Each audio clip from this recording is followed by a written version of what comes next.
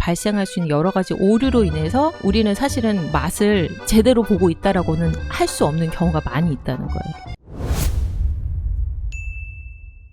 파비아나 신경내과학 박사님이 계세요. 네. 그분이 이제 하신 이제 자료에도 많이 나오는데 저희가 이 커피를 보고 커피라고 느끼시잖아요. 그렇죠. 오렌지 주스를 보고 네. 오렌지 주스라고 느끼지 않으세요? 그러면 그쵸. 오렌지 주스는 어떤 맛이 있을까라고 느끼시잖아요. 예상을 하죠. 예측이 되잖아요. 네. 그것들이 갑자기 어느 날 생긴 게 아니잖아요. 응애하고 아기가 태어났는데 오렌지 주스는 이런 맛이야라고 생각하지 않잖아요. 그러니까 사람은 바텀업 방식으로 훈련을 한다고 해요. 그러니까 굉장히 순수한 상태, 아무것도 없는 상태에서 물을 먹어보고 아 물은 이런 맛이구나, 이런 느낌이구나. 또 나이가 지나면서 코코아 핫초코를 먹고 아 핫초코는 이런 단맛이 있고 이런 기분 좋음이 있어 하면서 데이터를 계속 쌓아가면서 이런 이제 맛에 대한 기관, 미뢰 아니면 이런 비후각 냄새를 맡거나 맛을 보는 기관들에서 맛을 지각을 해서 느껴서 뇌로 계속 전달을 하는 거예요. 그래서 뇌에서 그 데이터가 쌓여서 언젠가 그걸 보기만 해도 저건 어떤 맛이라는 탑다운 방식으로 인지를 하게 된다는 거죠. 처음에는 바텀업으로 올라갔다가 네. 그 다음에 탑다운으로 인지를 하는 거죠. 네. 그래서 지각을 통해서 인지하는 과정 중에 이제 그게 어떤 훈련이나 생활 어떤 양식이나 시간의 흐름에 따라서 생활 그 문화적인 어떤 양식에 따라서 그걸 좋아하게 될 수도 있고 싫어하게 될 수도 있는데 이제 이런 후각적인 부분들은 사실 어디에 집중을 하느냐에 따라서 내가 그걸 더 민감하게 받아들일 수도 있고 아닐 수도 있어요. 그래서 이제 그런 부분들이 센서리 과정에 나오거든요. 그래서 첫 번째, 두 번째, 세 번째 이미지들은 어디에 내가 집중을 해서 보느냐에 따라서 나무로도 보이고 아니면 두 마리의 동물로도 보이고 트럼펫을 부는 사람으로도 보이고 여자의 형상으로도 보이고 그러네요. 트럼펫 부는 사람이 있었구나. 네. 내가 나의 주의력이 집중력이 어디에 가 있느냐에 따라서 전혀 인지가 다르게 된다는 거죠. 내가 계속 그 향을 맡아본 경험이 있어야 그 향을 인지하는 거잖아요. 그러니까 내가 어떻게 예측하느냐에 따라서 내가 느껴지는 게 다르다는 보는 거죠. 것처럼 먹는 것도. 그러니까 인지라는 부분과 지금 준비한 자료는 인지라는 부분과 선입견이라는 부분, 편견이라는 걸 조금 강조를 해요. 맛에 있어서는. 그래서 지금 두 이미지는 두 명의 여성분이 계시잖아요. 그러니까 노란색 금발 머리를 하고 계신 분과 파란색 머리를 하고 계시는 분이 있을 때 누가 더 호감이 가느냐라고 물어보면 거의 대부분이 금발이라고 하세요. 그렇죠. 그럼 이유를 물어보면 이유가 뭘까요? 표정, 색깔, 각도도 영향이 있을 것 같고요. 네, 표정도 있고 색깔도 있고 성격이 금발머리는 온화할 것 같고 파란머리는 굉장히 강하고 좀 거칠 것 같다라는 생각을 하지만 그건 저희가 이 두 사람을 전혀 알지 못한 상태에서 이미지만 보고 판단을 하는 거잖아요. 그냥 사진만 보고 판단하는 사진만 보고 판단하는데 그게 왜 그럴까요? 경험적인 데이터인가요? 네, 학습, 경험, 그 다음에 문화적인 양식 때문에 대체로 저런 사람들은 모범생이고 좋은 사람이야. 저런 사람은 약간 우리가 볼 때는 좀 사회에 비관적인 생각을 갖고 있고 굉장히 부정적인 인식을 많이 갖고 있어 라는 게 그동안 많이 학습이 돼 있는 거예요. 그러니까 맛이라는 것들이 이거는 단맛이야, 쓴맛이야, 신맛이야 라고 인지하는 것도 그조차도 사실은 학습에 의해서 많이 생길 수 있다라는. 그러면 예를 들어 왼쪽 그림 그 금발 여성분을 보고 커피를 마셨을 때와 저 지금 파란색 머리를 하신 여성분의 그림을 보고 커피를 먹었을 때 똑같은 다르겠죠? 커피를 먹어도 다르게 느낄 수 있을까요? 다르게 느낄 수 있죠. 그런 데이터는 되게 많은데 지각을 하고 인지를 한다는 그 과정 안에는 너무 많은 과정이 있는 거예요. 내가 어디에 집중을 하느냐, 어떤 경험을 했느냐, 어떤 학습 환경에 있었느냐에 따라서 신맛이라고 느끼는 사람도 있고 아까처럼 쓴맛을 단맛이라고 느끼는 사람도 있고 이게 너무 경험치가 다른 거예요. 그렇기 때문에 내가 무슨 맛을 봤을 때 나는 달라. 나는 항상 틀려가 아니고 내가 살았던 생활 양식이 다르구나. 그렇기 때문에 내가 맞춰가는 거지. 근데 맞춰간다는 게 그 맞추는 상황이 무조건 맞기 때문에 맞추는 게 아니고 내가 지금 상황에 맞춰야 되는 그 기준에 맞출 수 있는 능력을 가지려고 노력하는 것 뿐이지 내가 보는 맛이 달라. 난 틀려. 나는 맛도 못 봐. 이렇진 않다는 거예요. 너무너무 다른 케이스가 많기 때문에 우리가 살아왔던 어떤 생활 양식이 그런 부분을 많이 결정하고 한국 분들은 맛에 민감하다고 했잖아요. 맛을 잘 본다고. 심사위원분들도 맛을 잘 보세요. 근데 외국 애들은 맛이 편차가 심해요. 그래요? 네, 맛을 잘 보는 사람도 있고 못 보는 사람도 있어요. 그게 제가 생각해 봤을 때 일본 사람과 한국 사람들은 음식 자체가 맛에 기반으로 돼 있어요. 맛에 굉장히 축적되고 마우스필이 식감이 많이 좌우되는 음식을 많이 먹는 반면, 그러니까 저희가 양념도 굉장히 많이 하고 음식을 많이 섞어서 음식을 많이 하잖아요. 네. 양념을 많이 넣어서. 근데 네. 외국 음식은 굉장히 단조로운 요리 스타일의 향을 살리는 음식을 많이 하잖아요. 향에 좀 집중된 그런 음식 문화가 발달돼 있는 곳은 맛은 굉장히 혼란스러움을 많이 겪어요. 근데 저희는 맛에 대한 부분에 있어서는 조금 강점이 있는 게 과일도 한국의 과일들은 단맛이 좋아요. 근데 외국의 과일들은 단맛보다는 그 과일의 향 쪽으로 조금 더 포커스가 가 있어요. 그러니까 향미를 한국 사람들이 찾을 때 많이 어렵죠. 그러니까 맛으로 찾는 게 훨씬 쉽다는 거예요. 맛으로 접근하는 게 한국이나 일본 사람들 입장에서 제가 봤을 때는 네. 지금까지 데이터로는 한국 분들이 접근하는 향미를 접근하는 방식이 맛으로 접근하는 게 훨씬 더 조금 타당성이 생긴다는 거예요. 어떻게 보면 그 유럽 서양인들의 향의 경험이 더 많다라고 생각할 수 있겠네요. 네, 엄청나죠. 우리는 스파이시라고 하면 맵다라는 생각들을 많이 하시잖아요. 네. 근데 그 스파이시라는 말에는 어떤 허벌한 느낌, 허브한 느낌, 민트의 느낌, 아니면은 정말 그 정향의 느낌, 진짜 매워서 나는 스파이시도 있고 종류가 너무 많은 거예요. 근데 외국 애들이 와서 난 여기에 스파이시가 너무 이렇게 다채로운 스파이시가 있는 게 너무 좋아라고 했는데 한국 분들은 어디가 스파이시가 느낌에서. 있다는 거지? 라는 생각을 해요. 그러니까 개념 자체가 다르기 때문에 우선 그걸 이제 같이 공유하고 맞춰가는 게 칼리브레이션이지만 훈련할 때는 외국 사람을 항상 만나는 게 아니잖아요. 그렇다면 우선은 내가 장점으로 가져갈 수 있는 무기를 조금 개발을 해놓는 거죠. 맛에 대한 거. 네, 맛에 대한 걸 개발을 해놓고 그리고 나서 향미에 대한 게 내가 좀 부족하면 그건 같이 이야기를 하면서 배워가면 돼요. 그러니까 저희가 월드 가서도 심사를 같이 하면 향미를 선수들이 말하는데 전혀 모르는 향미가 있어요. 그러면 가서 물어보거든요. 심사위원들끼리 그게 뭐야? 라고 하면 그게 핵과류야. 핵과류인데 약간 아니면 그거 텐저린과야. 이런 식으로 경험이 있는 심사위원들이 얘기해 준단 말이에요. 그러면 그렇게 배워가는 거지 내가 모든 세상의 향미를 다 알 수 있다 그러면 정말 행복하겠죠. 그렇죠. 그렇기 때문에 우선 내가 장점으로 지닐 수 있는 걸 먼저 잘 탄탄하게 만들어 놓고 그다음에 경험을 쌓으면 돼요. 계속 그거는 데이터를 내가 가지면 흔들리지 않는 맛의 경험이라는 게 있잖아요. 나한테는. 이건 안 흔들리면 되거든요. 향미는 가공 방식이 바뀌고 어떤 발효에 대한 이야기들이 많이 나오면서 굉장히 독특하고 경험해보지 못한 아니면 좀 다채로운 뭐 신선한 것들이 많이 나오지만 맛은 제가 10년 전에 점수를 준 거랑 지금 준 거랑 변함이 없어요. 그러네요. 네, 맛의 기준이라는 건 항상 같았어요. 거기에 향미가 없다가 들어가고 향미의 정확성으로 들어가는 거지 향미의 표현, 그러니까 정확성과 품질로 가는 거지 그것들이 뭐 더 새롭다고 해서 저희가 점수를 많이 주고 그러진 않거든요. 그러니까 맛은 우리가 아까 했듯이 뭐 신맛 몇, 뭐 단맛 몇, 쓴맛 몇 이렇게 수치할 수 있듯이 향미는 이제 어떤 노트로서 우리가 뭔가 경험과 단어로 이야기를 하려고 하는 경향이 있는데 어쨌든 맛의 베이스가 튼튼하게 딱 기반이 되면은 그건 절대 변하지 않는다. 그 다음에 그 맛의 캐릭터로 갖고 올 수 있는 향미와 내가 몰랐던 데이터를 대입했을 때 이런 맛들이었는데 이때 말하는 그 텐저린, 내가 텐저린을 몰랐다면 텐저린을 저 사람이 말한 느낌이 내가 느낀 맛의 캐릭터의 이런 조합이 텐저린이구나 라고 알 수 있다는 거죠. 갑자기 텐저린을 한번 맛보고 이건 텐저린 평생 안 보던 사람이 그 텐저린을 다시 기억할 수 있다?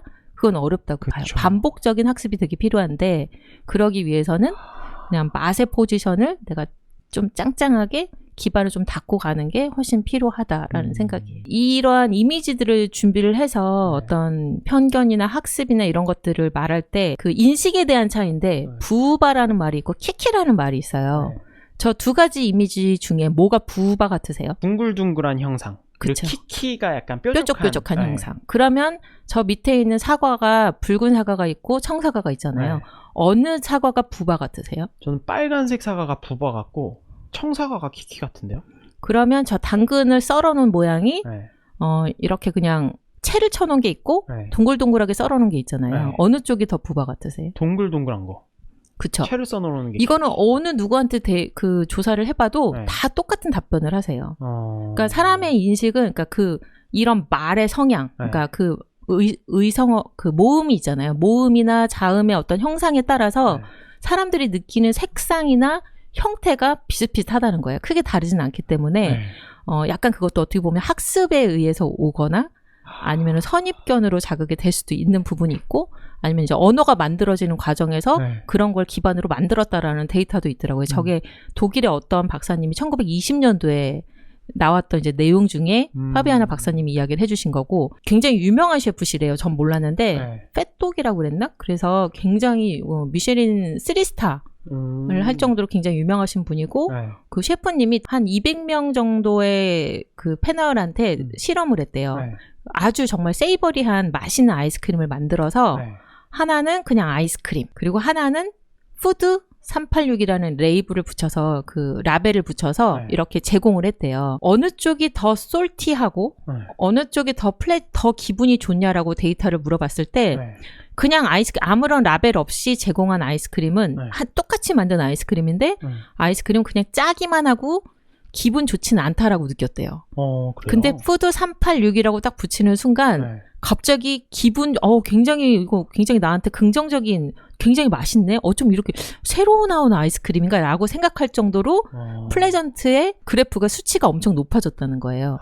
저건 이제 약간 브랜드에 대한 힘인 것 같은데 푸드 386이라는 건 아무도 모르는 브랜드잖아요. 네. 근데 브랜드가 있고 없고의 차이에 있어서도 사람들은 저런 선입견을 가지고 음식을 맛을 평가를 한다는 거예요. 그래서 이제 이런 오류들을 사람이기 때문에 어떤 선입견, 편견, 학습, 뭐 여러 가지 지각에 대한 사람이 발생할 수 있는 여러 가지 오류로 인해서 나올 수 있는 데이터를 보면서 우리는 사실은 맛을 제대로 보고 있다라고는 할 수 없는 경우가 많이 있다는 거예요. 예를 들어서 뭐 어느 유명한 브랜드의 커피를 레이블을 붙인 것과 네. 붙이지 않았을 때 사람들이 느끼는 건 다르다는 이제 이야기인데 그거는 사실은 브랜딩으로는 마케팅으로는 활용하기가 너무 좋다는 거예요. 그래서 똑같은 커피라도 이름만 다르게 붙이면 네. 그래서 사람들은 사실은 대기업이나 이런 곳에서는 그런 어떤 효과들을 네. 오류를 효과화시켜서 잘 활용해서 굉장히 마케팅적으로 잘 팔고 네. 어필을 하고 있는 거죠, 소비자는. 네. 그러니까 소비자들이 제대로 잘 모르면 속아가는 것도 있어요. 근데 속아줘야 마케팅도 좀 효과가 나고 네. 제품도 팔리니까 그건 어쩔 수 없지만 커피를 배우고자 하시는 분들이라면 어떤 저희가 블라인드 테스팅을 많이 하잖아요. 네. 그런 상태에서 커피를 좀 마주 볼 수 있는 그런 훈련을 하시는 것도 방법이고 그렇게 되면 사실은 뭐 심사위원을 한다든지 네. 아니면 다른 파트에서 나의 어떤 역량을 조금 보일 수 있는 그리고 커피를 하시다 보면 여러 가지 QC를 하시잖아요. 네. 그 QC를 할 때도 도움이 될 수가 있어요. 그러면 어쨌든 한 잔의 커피를 평가하는데 우리에게 영향을 미치는 거는 이 한 잔의 컵 퀄리티 말고도 굉장히 다른 부가적인 요소. 그러니까 우리의 인식. 너무 많죠. 너무 네, 많다. 네. 결과적으로는 뭐 진짜 누구랑 마셨는지 내가 어떤 그림을 봤는지 이거를 내가 평소에 어떻게 생각하고 있었는지 저 네임을 긍정적으로 생각하는지 부정적으로 생각하는지 이런 게 굉장히 다 합쳐져서 하는 게 결국엔 센서리잖아요. 그렇죠. 그게 센서리예요. 그러니까 아까 제가 질문을 드렸잖아요. 센서리란 무엇이라고 생각하시냐고. 센서리는 맛과 향을 보는 게 아니고 맛과 향만 보는 게 아니고 네. 그 이외에 네. 그 주변에 포함된 여러 가지 감각들이 다 작용했을 때 어떤 뭐 자세를 좀 바꾸게 한다든지 위치를 다르게 한다든지 아니면 같이 참여하는 어떤 역할을 준다든지 그러니까 여러 가지로 사람의 센서리를 자극할 수 있는 기준들은 많이 있잖아요. 네. 그것들을 이제 잘 활용을 하면 되는 거죠. 맛을 제대로 보는 것과 그 맛을 약간 효과와 오류를 잘 섞어서 조금 더 부각을 시키는 것과는 조금 다른 차원이지만 네. 내가 브랜딩을 하고 마케팅을 하고 카페에서 뭔가 조금 더 어필할 수 있는 걸 요소를 찾기 위해서는 그런 오류도 조금은 가미를 해서 고객들을 약간 착각하게 만드는 것도 방법인 거죠. 그래서 그것도 센서리 포함되는 네, 그래서 저희가 이제 그 센서리 분석이라는 과정이 있거든요. 네. 그러면 그 과정 안에 소비자 테스트도 있는 거고 전문가 테스트도 있는 거고 해서 여러 가지 테스트를 통해서 우리는 어떤 커피를 어떻게 팔 것인지 이제 그런 것들에 대해서 고민을 할 수가 있는 거죠. 그러니까 사실은 센서리는 그 센서리로만 끝나는 게 아니고 그걸 어떻게 분석해서 어떻게 활용할 것인가에 대한 그러니까 굉장히 넓은 범위로 좀 보여지는 것 같더라고요. 그래서 저도 공부하고 있는 중이고 심사할 때는 그러면 이런 걸 다 포함해서 생각해요? 아니면 이런 걸 배제하려고 노력해야 돼요? 그러니까 맛의 경험은 그냥 딱 맛으로만 봐요. 근데 사람이기 때문에 그 선수가 앞에서 어떻게 했느냐에 따라서 사실은 그 맛도 영향을 안 줄 수는 없거든요. 네. 선수가 앞에서 나한테 커피를 제공했을 때 우리는 맛의 밸런스라고 예전에 했던 맛의 경험을 어떻게 봐야 되는데 그 상황에 따라서 앞에 어떠한 이야기가 전개되고 어떻게 준비돼서 내가 어떠한 접객을 받았느냐에 따라서 단맛이 더 올라갈 수도 있고 신맛이 더 올라갈 수도 있고 쓴맛이 더 올라갈 수도 있는 거죠. 최대한 그걸 배제하고 보려고는 하지만 그게 사람이기 때문에 센서리 감각 안에 어느 정도 자극을 줄 수밖에 없는 거죠. 비단 대회뿐만이 아니라 사실 장사할 때도 그냥 그럼요. 바리스타들이 어떤 옷을 입고 있고 어느 미소를 짓고 안 짓고 어떤 동작으로 서빙하고 어떻게 커피를 내리는지까지도 맛에 포함되는 요소다. 다 되는 거죠. 테이스팅을 할 것인가, 네. 센서리를 할 것인가를 이제 구분을 좀 잘 해야 되고. 하지만 고객들은 센서리가 돼야 되는 거죠. 네. 어쩔 수 없이 고객을 응대할 때는 센서리가 안 되면 나 혼자 아무리 맛있다고 해도 고객이 그걸 받아들일 수 없으면 그 갭을 줄일 수 있는 건 센서리의 어떤 효과를 내가 어떻게 줄 것인가를 고민하는 게 많은 카페 사장님들의 이제 고민이고, 그걸 잘 하시는 분들이 브랜딩화되고 마케팅의 어떤 전략에 성공이 됐다라고 저희가 보는 거죠. 유동커피 대표님이 월커 오셔가지고 명언을 남겨놓고 가셨거든요. 그게 뭐냐면 커피는 빡빡이 아니면 장발이다. 원래 커피는 빡빡이 아니면 장발이지. 그 그것도 명언을 그럴 수 그게 있어요. 일리가 있어요. 맞아요.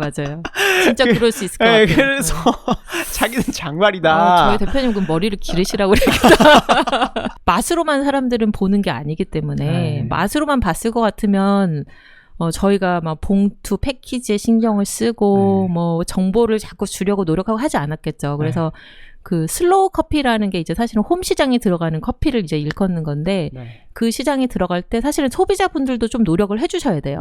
여기 이제 홈카페에 계시는 분들도 계시다고 하니까 그 커피를 내가 어떻게 해야 가장 센서리다운 커피로 마실 수 있을까를 고민도 해주시는 것도 물론 이제 그거는 이제 그 카페나 커피 회사에서 노력해야 되는 부분도 있지만 그걸 제대로 즐기려고 노력해 주시는 것도 어찌 보면 내가 산 커피에 조금 더 많은 의미를 부여할 수 있는 거죠. 그렇죠.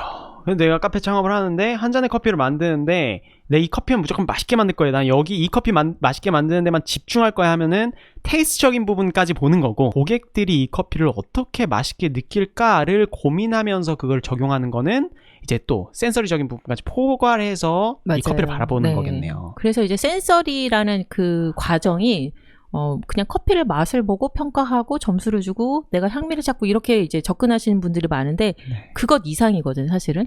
그러니까 초중급에서는 약간 그런 파트들에 대한 그러니까 맛과 아로마를 좀 구분하고 그 향미라는 개념을 좀 인지를 시키는 과정이라면 결국에는 이 과정들은 센서리 분석을 그럼 어떻게 하는 게 좋을지, 누구를 대상으로 해야 될지, 패널을 어떻게 모아야 될지. 그래서 사실 굉장히 좀 깊이 있는 이야기고 저도 계속 공부하지만 이게 어렵구나라는 생각을 좀 많이 해요. 그래서 그걸 보면서 저는 이제 심사하시는 분들하고 이제 같이 심사를 하면서 우류가 없지 않아 오류를 범할 수도 있겠구나라는 생각을 했던 게 예를 들어서 어떤 커피가 이제 커핑을 쭉 하고 커피가 10가지가 깔렸다. 그러면 커피를 딱 했는데 너무 맛있는 거예요, 커피가. 우와, 산미가 너무 발랄하고 그냥 단맛이 그냥 주시하고 어쩜 이렇게 그냥 캐릭터 강아지라고 다음 커피 넘어갔는데 떫어요. 알고 보면 이 커피가 떫었던 거예요. 어떤 시간차를 두지 않고 넘어가니까 여기서 긍정은 긍정으로만 보고 얘가 갖고 있던 부정은 못 본 거구나. 못 본 거예요. 얘를 이쪽으로 이월을 시켜버린 거예요.